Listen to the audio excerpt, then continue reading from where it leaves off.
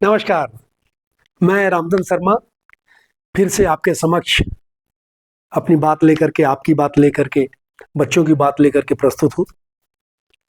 आज मैं आपको किसी टॉपिक विशेष की बजाय मैं आपको बच्चों के साथ कैसे रहना चाहिए, ये बताना चाहता हूँ। एक बात आज सबको कहना चाहूँगा कि मैं जो भी बोलता हूँ या मैं जो आपसे शेयर करता हूँ, बताता हूँ, ऐसा नहीं कि वो आपको पता नहीं है। दोस्तों, पता सबको है। क्यों? इस दुनिया में सभी चीज़ें सभी लोग जानते हैं, समझ सभी के पास है, लेकिन उसका इम्प्लीमेंट नहीं हो पाता है या हम नहीं कर पाते हैं कई कारणों से।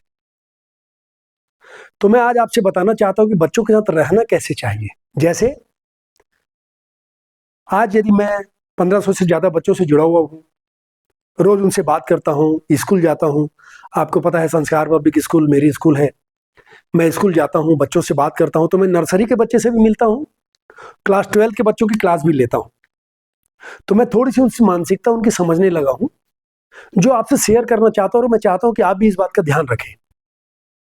जैसे आप कितने भी बिज़ी हो, आप कितना भी बाहरी वर्क करते हो, आप कितने भी बड़े पद पे हो या छोटे पद पे हो, जब भी आप आते हैं अपनी नौकरी से, अपनी दुकान बंद करके, आधा घंटा बच्चों के पास ज़रूर बैठें। दोस्तों, पहले का वो ज़माना जो था कि हम अपने पिताजी से बात नहीं कर पाते थे, माँ का सहारा लेते थे। आपके साथ भी ऐसा हुआ होगा। हमको कुछ काम होता था तो माँ को बोलते थे, 50 पैसे, ₹1 चाहिए तो माँ को बोलते थे। अब वो समय बदल गया है। अब पिता और पुत्र दोस्त के जैसे हैं, माँ-बेटी दोस्त के जैसे हैं। बेटी के लिए भी उतना ही महत्व है, जितना महत्व बेटे का रहा है। बेटियों ने भी अब नाम ऊँचा किया है, रोशन किया है। तो आप जब आते हैं तो उससे बात करें, उसकी पढ़ाई की बात करें। जब आप उससे बात करेंगे ना, तो आप उसकी प्रतिभा को पहचानेंगे। वो आपसे फ्री होकर के बता पाएगा या बता पाएगी कि पापा मुझे खेल पसंद है, पापा मुझे विज्ञान पसंद है, पापा मुझे एसएसटी पसंद है, पापा मैं आर्मी ऑफिसर बनना चाहता हूँ, पापा मैं पुलिस ऑफिसर बनना चाहती हूँ, पापा मुझे ये दिक्कत आती है, पापा मुझे वो लड़का छेड़ता है, पापा मेरा दोस्त मुझे डिस्टर्ब करता है, पापा मेरे पास साइकिल नहीं है तो लोग मुझे चिढ़ाते हैं। बहुत सारी बातें बच्चों के मन में अंतर्द्वंद चलता रहता है। आज मेरे साथ ऐसा हुआ, आज मेरे साथ वैसा हुआ। और हम क्या करते हैं? हम काम से आते हैं, और बेटा ठीक है, बढ़िया है, हाँ टीवी देख रही है, चल ठीक है, कोई बात नहीं। आप खाना वाना खाए, पत्नी के साथ थोड़ी देर बात किए, सो गए। इससे क्या होता है, वो बच्चा जो चौथी पांचवी छठवीं में आपसे फ्री हो जाना चाहिए, वो 12वीं तक फ्री नहीं हो पाता है। आपको लगता है छोटा है, अभी क्या करेगा, छोटी सी बच्ची है, इसको मैं क्या बताऊं। आप मानेंगे नहीं, मैं 7-8 की क्लास में जब जाता हूं तो मैं लड़कियों को कहता हूं कि बेटा कोई लड़का छेड़ेगा तो ऐसा करना, कोई कुछ बोलेगा तो ऐसा करना। आप लड़की हो, आपके साथ ये समस्या आ सकती है। लड़कों को बताता हूं, बेटा आप जब पढ़ोगे, 11वीं 12वीं पास करोगे, तो आपको बहुत सारी समस्याएं आएंगी। दैनिक जीवन की बातें मैं उनसे करता हूं। और मैं देखता हूं कि वो बच्चे मुझसे फ्री होकर के बताते हैं, जो शायद आपको नहीं बताते होंगे, पेरेंट्स को। तो जब आप बच्चे के पास जाते हो, उसके सर पे हाथ फेरते हो, और बेटा क्या हाल है, तू कैसे पढ़ रही है, कोई दिक्कत तो नहीं है, तो आपसे उनका अटैचमेंट होता है, आपसे उनका जुड़ाव होता है। इमोशनल अटैचमेंट बहुत काम आता है। वो बच्चा आपसे फ्री होकर के बोलता है।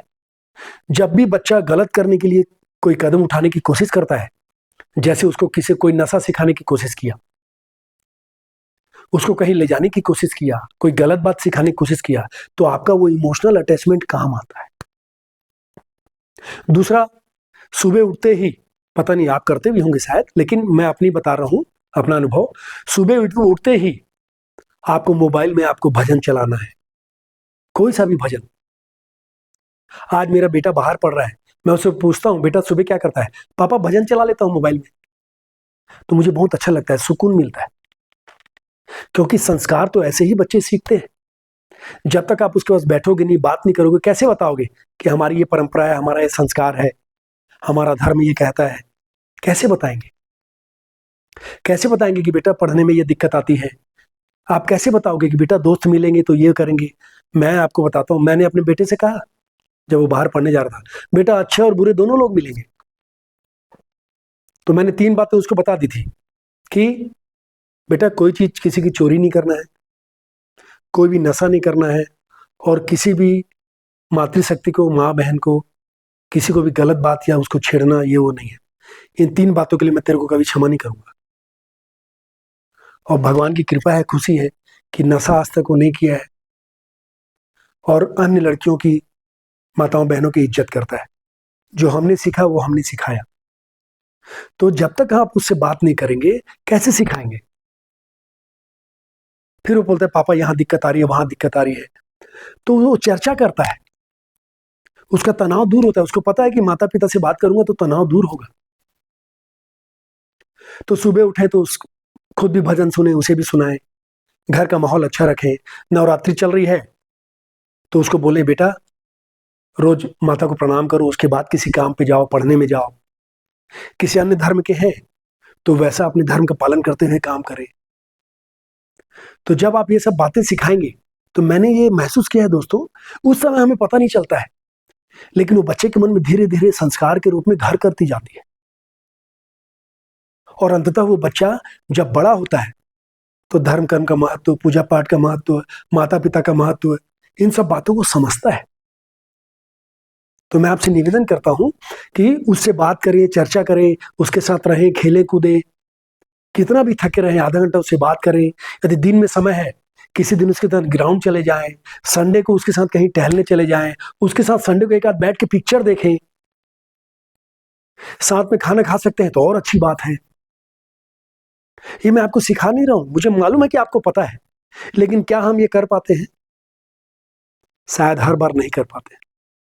और जब बच्चा बिगड़ जाता है तो बोलते हैं हमारे संस्कार में क्या कमी थी, बच्चा बिगड़ गया।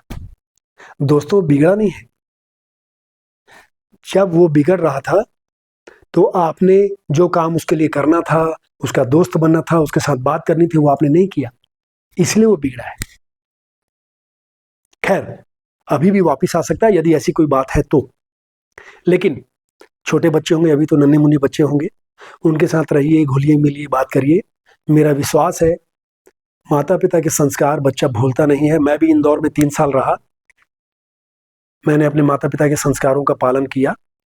कोई तीर नहीं मारा, लेकिन उनका आशीर्वाद था, उनके संस्कार थे जो मुझे बचा कर रखे।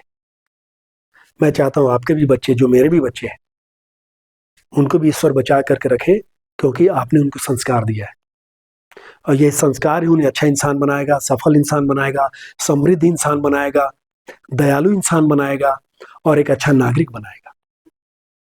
यही आपसे उम्मीद करता हूं कि आप इस बात को फॉलो करेंगे, इंप्लीमेंट करेंगे, और एक बच्चे को अच्छा जीवन देंगे, सफल जीवन देने में अपना योगदान देंगे। नमस्कार, धन्यवाद।